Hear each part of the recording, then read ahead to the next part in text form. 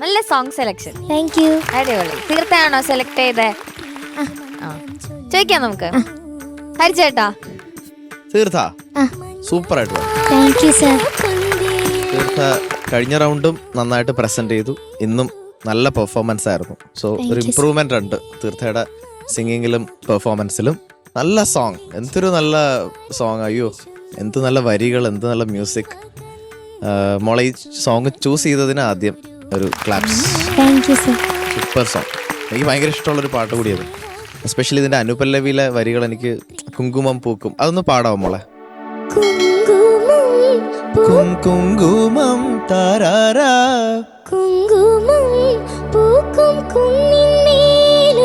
ശ്രുതി ശ്രുതി കുന്നിന്മേൽ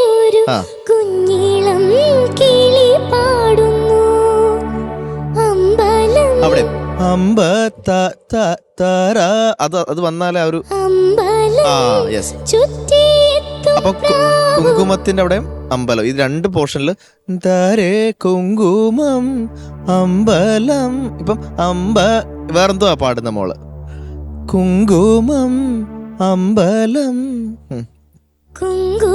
nice. അത് മാത്രമേ ഉള്ളൂ കേട്ടോ. പിന്നെ വെള്ളിയാഴ്ച പുലർച്ചെ ഒന്ന് പാടാവോ?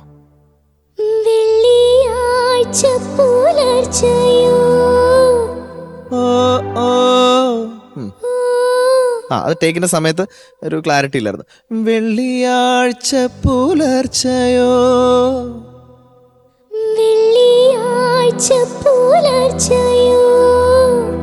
പുള്ളോർ പൂങ്കൂടം കൊട്ടുന്നു.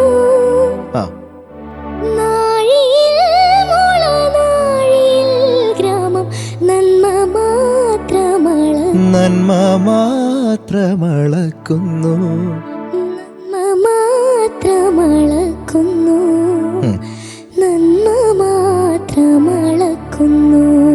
ഓക്കെ. എനിവേ നന്നായിട്ട് പാടി. പിന്നെ ഒരു കാര്യത്തിൽ മാത്രം ഇമ്പ്രൂവ് ചെയ്യാം, വേർഡ്സ് ക്ലാരിറ്റി കുറച്ചും കൂടി. ചില വാക്കുകൾ മുങ്ങിപ്പോകുന്നുണ്ട് പാടുന്ന സമയത്ത്. അപ്പൊ നമുക്ക് ക്ലിയർ ആവുന്നില്ല. ഞാനപ്പോ ഇങ്ങനെ നോക്കും ഇതെന്താ പാടിയെന്നുള്ളത്. അപ്പൊ അതിനിയും ഒന്ന് തീർത്ത വർക്ക് ചെയ്യണം കേട്ടോ. All the best. Thank you sir. Thank you ഹരിച്ചേട്ടാ. ഷാനിക തീർത്ഥ അടിപൊളിയായിട്ട് പാടി മോളെ. Thank you sir. ഇതും നേരത്തെ പറഞ്ഞ പോലെ നല്ല ഐശ്വര്യമുള്ള ഒരു പാട്ട്. ഇങ്ങനെ രാവിലൊക്കെ നമുക്കിങ്ങനെ മുറ്റത്ത് പോയി ഇരുന്ന് ഒരു ചായം കുടിച്ചുകൊണ്ട് കേൾക്കാൻ പറ്റിയ ഒരു പാട്ട്. നല്ല ബ്യൂട്ടിഫുൾ സോങ്. എനിക്ക് ആകെ ഫീൽ ചെയ്തത് ഇപ്പൊ ദേവകന്യക സൂര്യതമ്പുരു മീട്ടുന്നു എന്നിട്ട് അബ്രപ്റ്റ് ആയിട്ടാണ് മോള് സ്റ്റോപ്പ് ചെയ്യണത്.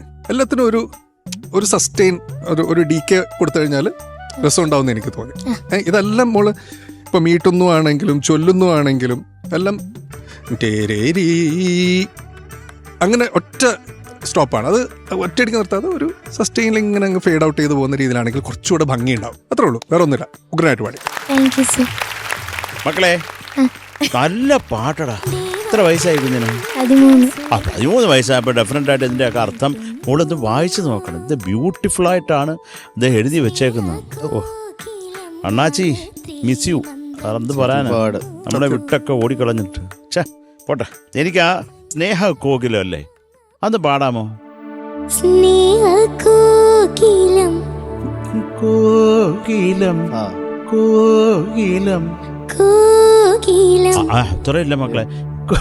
കോകിലം ആ കോകിലം ആ, കോകിലം കോകിലം അല്ല മോളെ. കൂടുതലും ആക്കരുത്. കോകിലം കോകിലം ശരിയായിക്കോളണം കേട്ടോ മക്കളെ. അത് മനസ്സിലായല്ലോ Simple. ഒന്ന് ഒരു ചെറിയ ടച്ച്. ആ ചെറിയ ആ കോകിലം കുറച്ചുകൂടെ.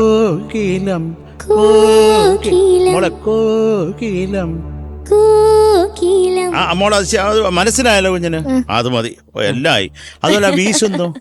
മഞ്ഞു കൂടി ഉടുക്കുന്നു മിന്നിൽ മേയുന്ന വെൺമുകിൽ വെള്ളിച്ചാമരം വീശുന്നു. ആ ബ്യൂട്ടിഫുൾ. അത് കൃത്യമായിട്ട് വന്നാ മതി കേട്ടോ മക്കളെ. അതുപോലെ പ്രാവുകൾ, അത് കൃത്യമായിട്ടൊന്ന് പാടാമോ പ്രാവിനെ? അമ്പലം ചുറ്റിയെത്തും പ്രാവുകൾ. ആ മതി മതി മതി മതി, ധന്യനായി മക്കളെ.